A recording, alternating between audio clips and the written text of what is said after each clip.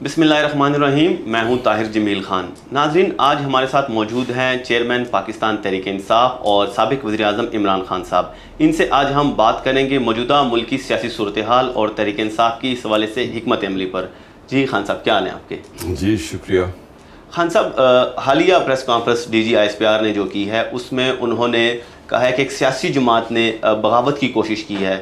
اشارہ ان کا غالباً آپ کی جانب ہی ہے. تو ایسے میں جب وہ اپنے ادارے کے اندر ہی احتساب کا عمل کر رہے ہیں، 2 اسٹار اور 3 اسٹار جنرلز بھی انہوں نے نہیں بخشے، تو آپ اپنا مستقبل کیا دیکھ رہے ہیں؟ دیکھیں، آگے تو جو ہوتا ہے ہمیں اللہ میں ایمان ہے، تو وہ تو جو ہوگا ہوگا. لیکن مجھے ابھی تک سمجھ نہیں آئی کہ D G I S P R نے جو یہ پریس کانفرنس کی ہے، کبھی کوئی اس طرح یک طرفہ پریس کانفرنس کرتا ہے. بہت بڑا الزام ہے کہ فوج کے اندر بغاوت کی ہے. فوج کا مطلب ملک کے ساتھ بغاوت کی ہے، کیونکہ فوج تو ہماری ہے. تو اگر فوج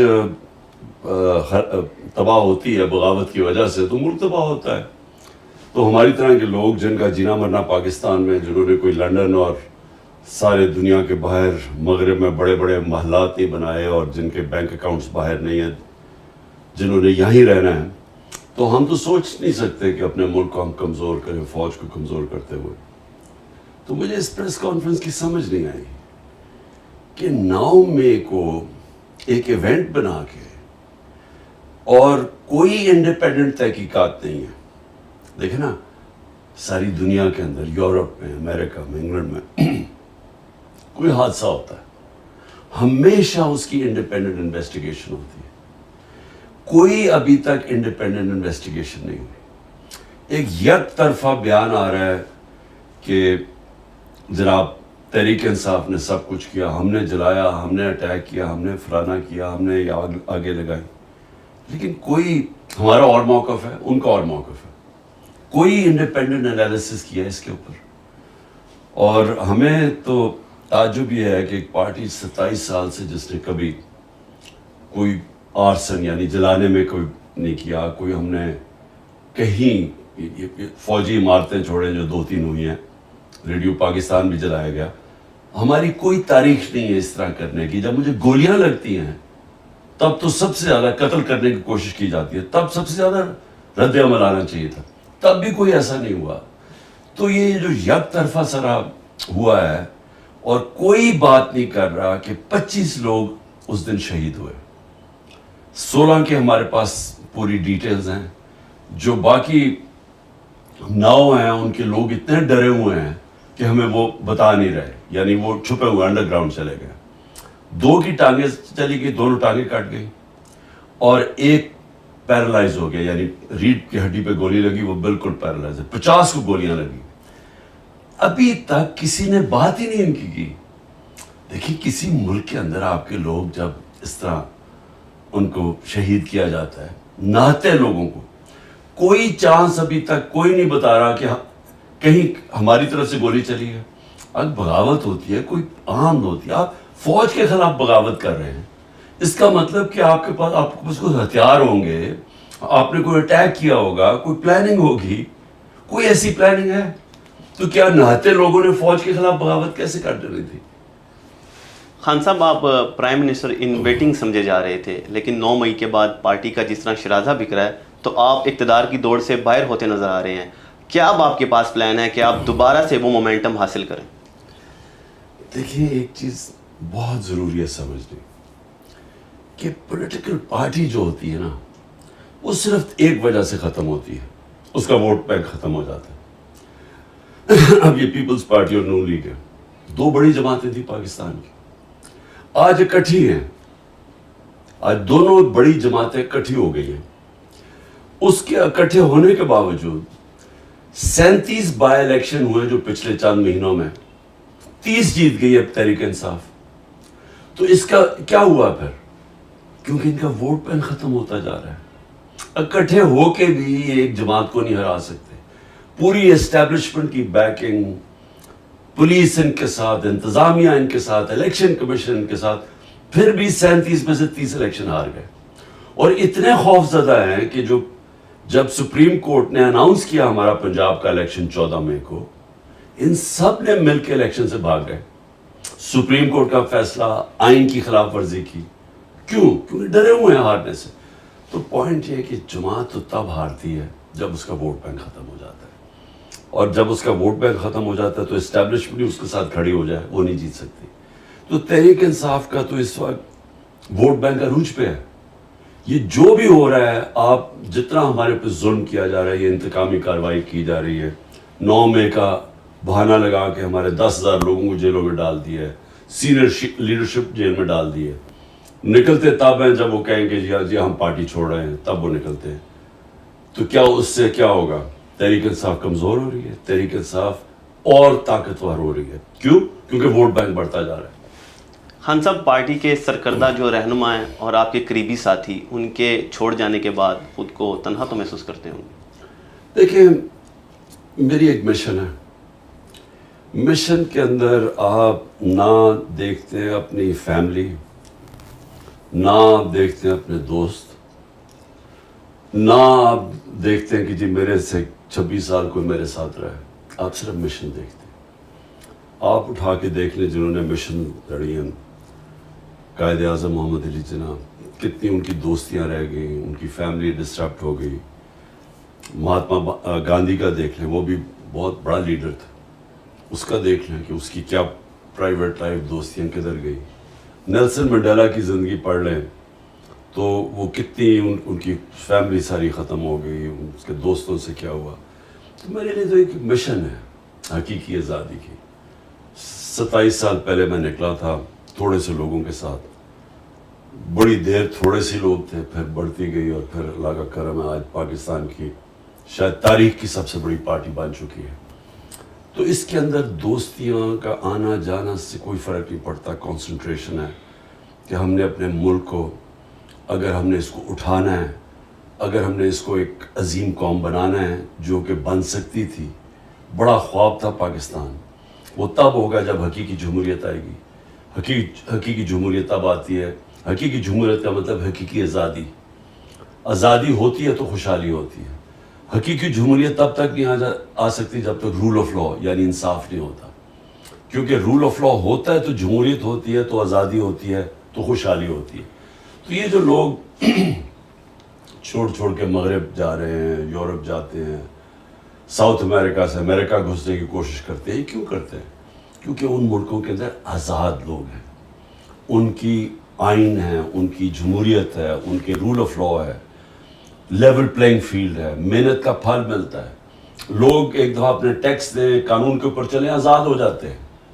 ہمارے ملکوں کے اندر بدقسمتی سے ایک چھوٹا سا طبقہ ہے، وہ سارے ملک کے وسائل کنٹرول کر کے بیٹھا ہوا ہے، وہ آزاد نہیں ہونے دیتا. اور یہ جو سارے میرے خلاف جو جمع ہوئے ہیں 14 پارٹیز، اسٹیبلشمنٹ، یہ کیوں ہیں؟ کیونکہ یہ سب ڈرے ہوئے ہیں اس ملک میں حقیقی آزادی سے. حقیقی آزادی کا مطلب کہ یہ جو سارے قبضہ کر کے بیٹھے ہوئے وسائل کے اوپر اور قانون کے اوپر بیٹھے ہوئے ہیں، تو ان کو خطرہ ہے. خان صاحب، آپ کے پرانے دوستوں کی نئی جماعت استحکام پاکستان پارٹی کو کس نظر سے دیکھ رہے ہیں آپ؟ دیکھیں، کبھی بھی پاکستان کی تاریخ میں کوئی آرٹیفیشل پارٹی چلتی نہیں ہے. زندگی میں کوئی شارٹ کٹ نہیں ہوتا. یعنی میں اگر یہاں تک پہنچا ہوں تو 27 سال کی سٹرگل ہے. 14 سال کی، جس طرح میں نے کہا تھوڑے سے لوگ تھے ساتھ، مذاق اڑتا تھا. آہستہ آہستہ پبلک کے اندر اس کی جڑیں گئیں، اس کا نظریہ گیا، اور آج سب سے بڑی اللہ کا کرم ہے جماعت ہے. لیکن کسی کا خیال ہے کہ اس طرح کی جماعت بنا دو اور ادھر ادھر سے لوگ توڑ کے لے آؤ، تو اس کی پبلک میں تو کوئی روٹس ہے ہی نہیں. خان صاحب، پاکستان کی سیاست میں فوج کے کردار کے کس حد تک آپ قائل ہیں؟ کس حد تک فوج کا کردار ہونا چاہیے اور ہونا چاہیے بھی یا نہیں؟ آپ کا کیا موقف ہے اس بارے میں؟ دیکھیے، ہمارا ایک ملک ایوالو کر رہا ہے. 75 سال کی ہماری زندگی ہے.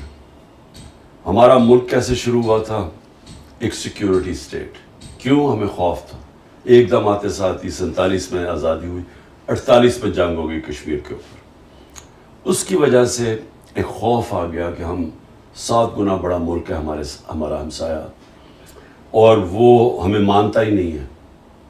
وہ ہمسائے کا خیال تھا کہ پاکستان زیادہ دیر رہے گا نہیں، اور یہ پھر ضم ہو جائے گا ہندوستان میں.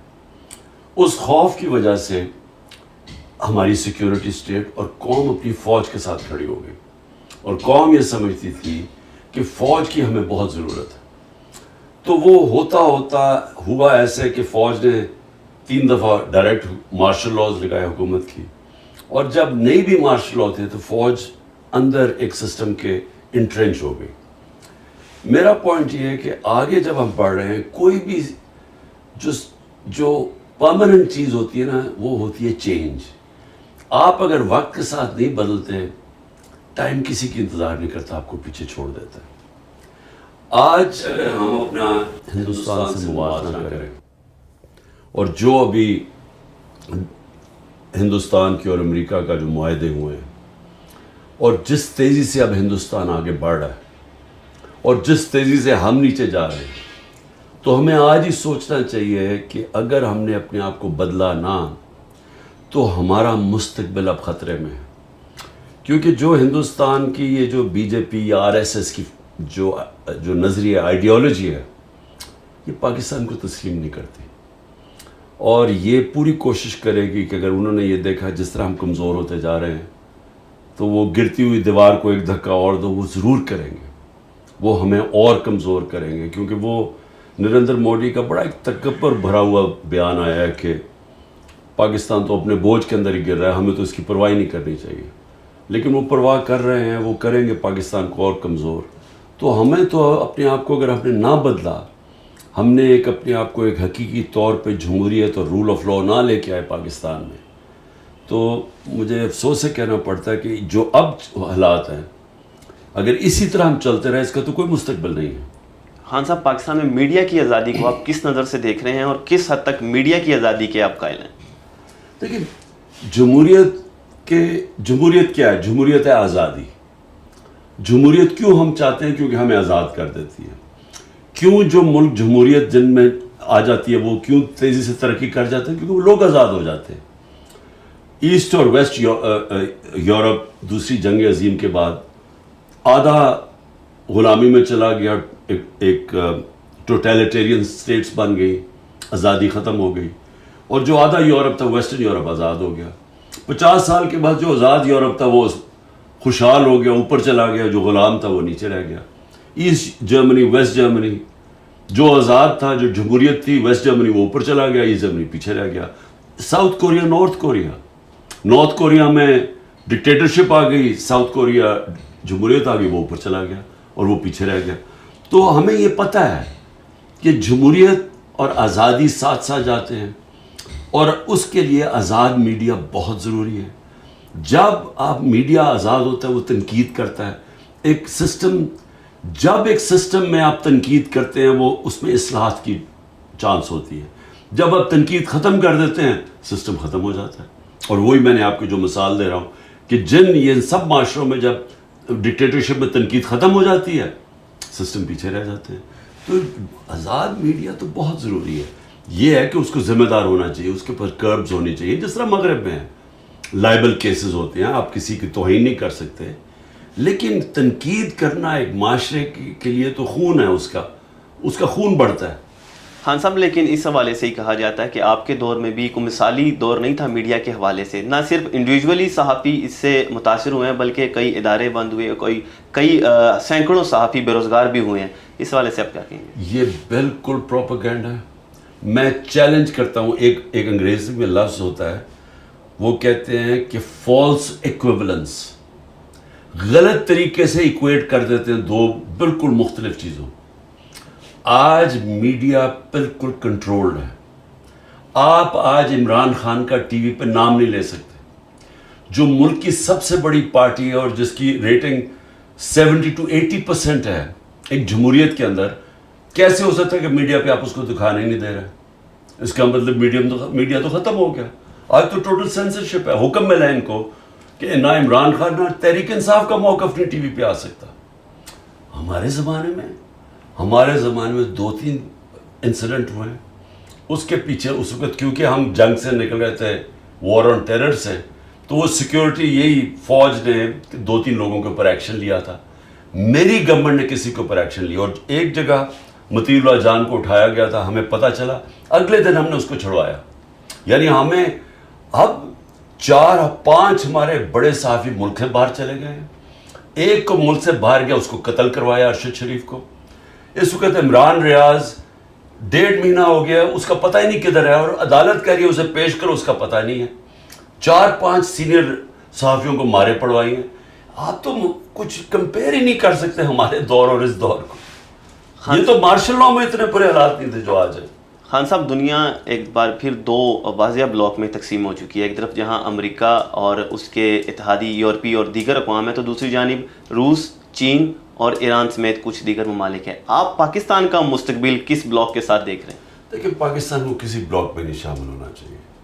میں اصل میں ہمارے ہیں تو مخالف، لیکن میں ہندوستان کی فارن پالیسی کو بڑی میچور اور بڑی ذہین فارن پالیسی سمجھتا ہوں. ہندوستان نے اپنے آپ کو نان الائنڈ رکھا، مطلب کہ ہم کسی بلاک میں نہیں ہیں. جب کولڈ وار تھی اور ہم بلاکس میں چلے گئے، اور اس کے انہوں نے سب سے اپنے تعلقات رکھے، امریکہ سے بھی رکھے، روس سے بڑے کلوز تعلقات تھے. اب چین سے ہے تو ان کی تھوڑی آپس میں کانفلکٹ ہے، لیکن چین کے ساتھ ان کی اربوں ڈالر کی ٹریڈ ہے. تجارت چین سے بھی کر رہے ہیں، روس سے سستا تیل لے رہے ہیں. امریکہ کے ساتھ ابھی وہ الائنس کر لی ہے کہ ہر قسم کا انہوں نے کبھی اس طرح کی اسٹریٹجک الائنس، اکنامک، ٹیکنالوجی، جس طرح کی وہ الائنس کی ہے. تو پاکستان کدھر کھڑا ہے آج؟ ہمیں اپنا سوچنا چاہیے نا. ہم پہلے پھنس گئے جا کے ایک بلاک میں، امریکہ کی ہم خدمت کرتے رہے. اس کے بعد جب ہمیں ضرورت ہوتی تھی تو امریکہ ہمیں استعمال کرتا تھا، اور ہم وہ استعمال ہوتے تھے. افغان جہاد میں ہم استعمال ہوئے، جب استعمال ٹیشو پیپر کی طرح استعمال کر کے پھینک دیا گیا. پھر وار آن ٹیرر میں استعمال ہوئے، پھر وہ ختم پھینک دیا گیا. تو یہ تو ہمارا اپنا قصور ہے. ایک خوددار فارن پالیسی ہونی چاہیے، غیرت ہونی چاہیے، قومی غیرت، ایک اپنے پیر پہ کھڑا ہونا چاہیے. ہمیں اب سب سے اچھے تعلقات رکھنے چاہیے. ہمیں امریکہ سے بھی اچھے رکھنے چاہیے، چین سے بھی، روس سے بھی، سب سے. کیونکہ ہمیں تو ایک امن چاہیے پاکستان میں. ہمیں کسی کی جنگ کے اندر شرکت نہیں کرنی چاہیے. میرا بالکل موقف ٹھیک تھا کہ روس اور یوکرین کے بیچ ہمیں نیوٹرل رہنا چاہیے. اس گورنمنٹ نے آ کے یوکرین کا ساتھ دینا شروع کر دیا، اور پھر کہتے ہیں جی روس نے ہمیں سستا تیل نہیں دیا. تو یہ تو ہمارا اپنا، ہمیں کیوں ضرورت ہے؟ کیا کوئی ہماری کانفلکٹ میں شرکت کرتا ہے؟ ہمارا اب کشمیر کا مسئلہ بنا ہوا ہے. انہوں نے، ہندوستان نے یونائٹڈ نیشنز کی سیکورٹی کاؤنسل ریزولوشن کو باہر پھینک کے ان کی اسٹیٹہوڈ ختم کر دیے. 5 اگست 2019 میں. کیا کسی نے ہماری مدد کی ہے؟ کوئی ہمارے لیے بولا ہے؟ تو ہم کیوں کسی کی جنگوں میں شرکت کریں؟ خان صاحب، آپ امریکہ پر الزام لگاتے تھے اپنی حکومت کے خاتمے کا. آپ آج بھی سٹینڈ کر رہے ہیں اس الزام پہ؟ دیکھیں، جو حقیقت ہے وہ تو ہے نا حقیقت، کہ ایک 6 مارچ کو میرے پاس ایک سائفر آتا ہے، کوڈڈ میسج، سیکرٹ میسج اپنے ایمبیسڈر سے واشنگٹن میں، اسد مجید سے، کہ ان کو ایک American under secretary of state نے کہا کہ عمران خان کو اگر تم نہیں ہٹاؤ گے ووٹ آف نو کانفیڈنس میں، تو ہم تمہارے لیے، پاکستان کے لیے کانسیکوینسز ہوں گے. تو یہ تو حقیقت ہے، کیونکہ وہ سائفر تو میں نے اس میں بھی کیبنٹ میں رکھا، نیشنل سیکورٹی کاؤنسل میں رکھا، کہ ہمارے ملک کی توہین ہے یہ، کہ ایک دوسرے ملک کا ایک آفیشل کہہ رہا ہے کہ ملک کے الیکٹڈ پرائم منسٹر کو ہٹا دو. تو وہ تو فیکٹ ہے. لیکن بعد میں ہمیں جب چیزیں آہستہ آہستہ پتہ چلی، ایک فائرہ ہے انگلینڈ کے اندر، امریکہ کے اندر، جس کے اندر آپ کو رجسٹر کرنا پڑتا ہے. کوئی بھی فورن لابسٹ ہو اس کو رجسٹر کرنا پڑتا ہے.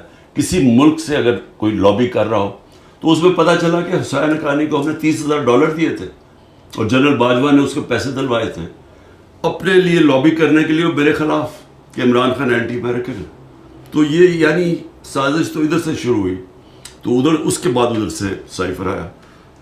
خان صاحب، ایک تاثر عام ہے کہ آپ کے دور میں آپ پاکستان میں چینی منصوبوں پر تحفظات رکھتے تھے. آج کی تاریخ میں سی پیک پر آپ کا کیا موقف ہے؟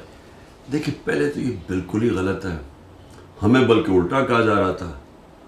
جنرل باجوہ ہمیں کہتا رہتا تھا کہ تم بہت زیادہ چائنا کی طرف چلے گئے ہو، امریکہ ناراض ہو جائے گا. ہمیں تو وہ الٹا کہتا تھا.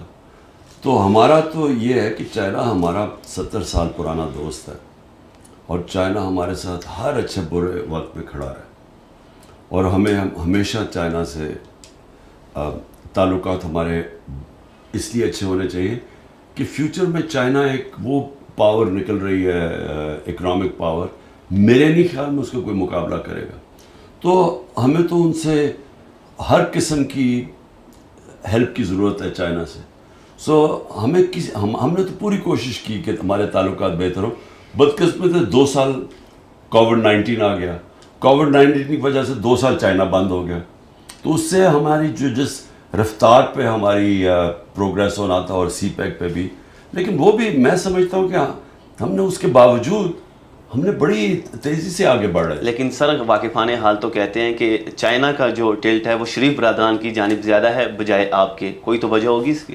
میں نہیں جانتا کہ یہ دیکھیے یہ پروپیگنڈا ہے. کون یہ فیصلہ کرے گا کہ ٹلٹ زیادہ ہے؟ یعنی کیا ثبوت ہے اس کا؟ کیا انہوں نے 14 مہینے میں یہ جب سے آئے ہیں تو کون سا مارکا مار دیا؟ بتائیں چائنا سے کیا کیا انہوں نے؟ وہ بتائیں انہوں نے کوئی کام کیا جو ہمارے زمانے میں نہیں ہوا. یہ سمجھیں کہ چائنا کا جو فورن منسٹر تھا، میری نو کانفیڈنس موشن جب انہوں نے درج کیا اسمبلی میں، تو اس جب میں نے OIC کانفرنس کی تو چائنا کا foreign minister specially as a guest آیا. تو وہ کبھی اس طرح آتا ہے کہ اگر تعلقات ٹھیک نہ ہو، اور OIC کے سارے ملک کبھی آتے ہیں آپ کے، اگر سعودی عربیہ اور ایران اور جس بڑے مسلمان ملک ہیں یہ نہ چاہیں، نہیں تو OIC کانفرنس تو نہیں ہو سکتی. تو 4 مہینے میں 2 تو OIC کانفرنسز ہوئی ہماری، ان میں اٹینڈ کرتا ہے آگے چائنا کا فورن منسٹر. تو یہ کدھر سے کہتے ہیں کہ یہ تعلقات ٹھیک نہیں تھے؟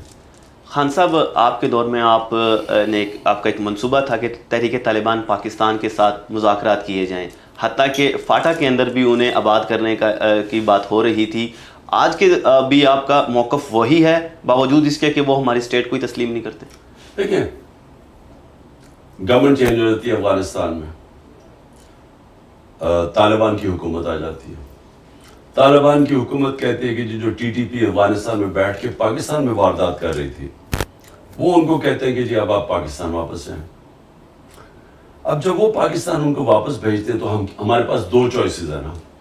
ہم یا تو، اور وہ 30-40 ہزار لوگ تھے، یعنی ان کی فیملیز ملا کے، اب یا تو آپ ان کو کھڑے کر کے گولی مار دیں، یا ان کو یہاں کوشش کریں ریہیبلیٹیٹ کرنے کی، کیونکہ افغانستان کہتا ہے ہمیں نہیں چاہیے، آپ کے لوگ ہیں واپس لے لیں. تو دیکھیں، جو عقل والی چیز تھی نا وہ یہ ہے کہ ان کو سیٹل کرتے ہیں، ہم ان کو ریہیبلیٹیٹ کرتے ہیں. یہ ساری دنیا میں ہوتا ہے. یہ جب بھی آپ کی یہ جو دہشت گردی کی جنگ ختم ہوتی ہے نا تو آخر میں مذاکرات پہ ہوتی ہے اور آپ پھر ریکنسیلیشن کرتے ہیں. اب ہوا کیا کہ ہم پلان بھی، ہم نے پیسے کا بھی بندوبست کیا کہ ہم ان کو سیٹل کریں گے. اتنے میں پتہ چلا جناب وہ ہماری گورنمنٹ چلی گئی، اور انہوں نے آ کے نہ ان کے پاس کوئی ٹائم تھا نہ ان کو سمجھ تھی.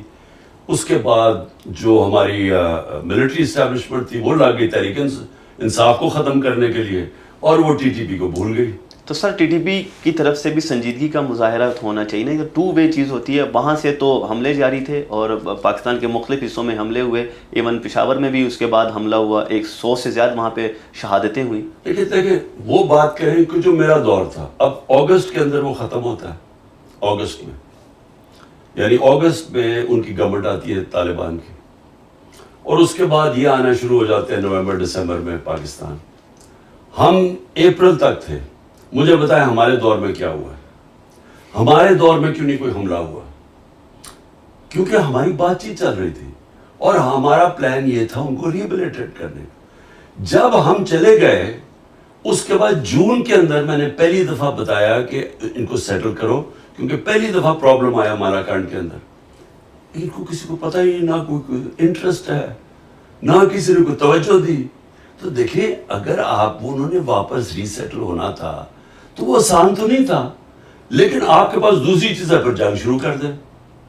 تو اب تو ہمیں پتہ ہی نہیں ہے کہ کیا ہو رہا ہے. اب تو کسی کو اندازہ نہیں ہے کہ یہ کیا سٹیٹس ہے، یہ حکومت کیا کوششیں کر رہی ہے. کیونکہ بدقسمتی سے اس وقت ساری جو توجہ حکومت کی اور ملٹری اسٹیبلشمنٹ کی ہے وہ تحریک انصاف کو ختم کرو.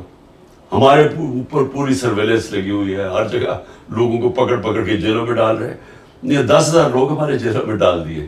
تو ان کی تو ساری توجہ ادھر ہی ہے. سیکیورٹی فورس ایک ہی وقت پہ کام کر سکتی ہے نا. تو تحریک انصاف کو ختم کرتے کرتے باقی سیکیورٹی کے اوپر ان کے پاس کدھر ٹائم ہے. خان صاحب، آپ نے اقوام متحدہ کی جنرل اسمبلی سے خطاب میں کہا تھا کہ پاکستانی پختون جو ہیں وہ افغان طالبان کے ساتھ ہمدردی رکھتے ہیں اور اس کی وجہ مذہبی سے زیادہ پشتون نیشنلزم ہے. اس سے آپ کی کیا مراد تھی؟ ہمارے دیکھنے اور سننے والوں کے لیے اس کی وضاحت فرمائیں. دیکھیں، جو آدھی آبادی ہے افغانستان کی وہ پشتون ہے، اور جو پاکستان میں یعنی 70% پشتون پاکستان میں رہتے ہیں، 65% کہہ دیں، اور 30 یا 35% افغانستان میں رہتے ہیں. ٹھیک، ان کی بڑی پرانی افیلیشن ہے، یعنی یہ صدیوں سے جاتی ہے. یہ پاکستان جو ڈیورینڈ لائن تھی نا بیچ میں، اس کو وہ مانتے ہی نہیں تھے. یہ پہلی دفعہ اس کا فینس کس نے کیا؟ ہم نے وہاں باڑ لگائی. اس سے پہلے تو وہ کھلا بارڈر تھا. تو ان کے تعلقات بڑے قریب تھے. تو جب افغان جہاد ہوئی تو افغان جہاد میں جو اس طرح پشتون تھے قبائلی علاقے میں، انہوں نے پوری شرکت کی افغان جہاد میں جو 80 کی دہائی میں ہوئی. تو جب یہ آ گیا امریکہ کی جب وار آن ٹیرر، تو انہوں نے جب طالبان کو کیا تو طالبان پشتون تھے. تو جو اس طرف تھے ان کی بڑی ان کے ساتھ افیلیشن تھی. تو یہاں سے بھی لوگوں نے اس میں شرکت کی کیونکہ وہ ایک پرانی ان کی چلی جا رہی تھی. تو میں یہ ہمیشہ کہتا تھا کہ اگر ہم نیوٹرل رہتے ہیں، ہم شرکت نہ کرتے اس میں، تو ہمارا زیادہ چانس تھی ہم ان کو کنٹرول کر سکتے تھے. لیکن جب ہم فریق بن گئے تو انہوں نے پاکستان کو بھی اٹیک کرنا شروع کر دیا، اور جو اس طرف تھے وہ تحریک طالبان بن گئی، اور انہوں نے آ کے پاکستان کو کہا جی آپ کولیبریٹرز ہیں. انہوں نے پرو امریکہ کر کے ہمارے اوپر اٹیکس کیے. خان صاحب، آپ نے القاعدہ چیف کو بھی شہید کہا تھا. اس کی کیا وجہ تھی اور کیا آج بھی آپ اسے شہید سمجھتے ہیں؟ وہ تو اور طرح میں نے بات کی تھی، وہ غلط طرح یہ سمجھے تھے. میں نے کلیریفائی کر دی تھی بعد میں. تو ابھی اگر آپ ریکارڈ کی درستگی کے لیے کلیریفائی کرتے ہیں اور آگے چلے اور بات کریں. اچھا، آخری سوال آپ سے ذرا موجودہ تلخ صورتحال سے ذرا ہٹ کے ہے اور وہ کرکٹ پہ ہے. ابھی چند مہینے میں 2 بڑے کرکٹ کے ٹورنامنٹ آ رہے ہیں. ایک ایشیا کپ ہے جو کہ پاکستان میں ہونے جا رہا ہے، اور اس کے لیے بھارت نے اپنی ٹیم بھیجنے سے انکار کر دیا ہے، جس کے بعد آدھے سے زیادہ جو میچز ہیں جو پاکستان نے ہوسٹ کرنے تھے پاکستان کے اندر، وہ سری لنکا منتقل ہو گئے ہیں. اور دوسری طرف اس کے ایک ماہ بعد ہی بھارت میں عالمی کپ آ رہا ہے، ورلڈ کپ، اور وہاں پاکستانی ٹیم نے جانا ہے. اور حکومت نے ابھی تک فیصلہ نہیں کیا کہ آیا ہمیں بھی ٹیم بھیجنی چاہیے یا نہیں.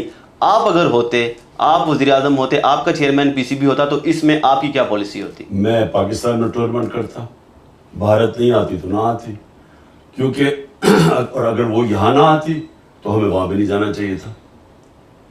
کیونکہ دیکھیں، یہ نہیں ہو سکتا کہ وہ یعنی یہ تو ایسے لگ رہا ہے کہ ہم اب ہمارا وہ سٹیٹس بن گیا ہے جو بنگلہ دیش کا ہے یا سری لنکا کا یا نیپال کا ہے. یعنی ہم تو وہ اب ہو گئے نا کہ ایک سیٹلائٹ اسٹیٹ بن گئے. دیکھیں، خودداری بھی ہوتی ہے قوم کی. پاکستان ابھی بھی دنیا کی ٹاپ کرکٹ ٹیمز میں سے ہے، اور پاکستان کی ٹیم کی اہمیت ہے. دنیا دیکھنا چاہتی ہے پاکستان ٹیم کو. ہمارے پاس ورلڈ کلاس کرکٹرز ہیں. ہمیں کیوں اپنے آپ کو انڈر سیل کرتے ہیں؟ کیا اگر وہ سمجھتے ہیں کہ وہ بہت بڑی کوئی کرکٹنگ پاور بن گئے تو ہم بھی ہیں. تو ہمیں اگر وہ ہمارے ملک میں کھیلنے کے لیے نہیں تیار تو ہم کیوں ان کے ملک میں جا کے کھیلیں؟ خان صاحب، آپ کے وقت کا بہت شکریہ.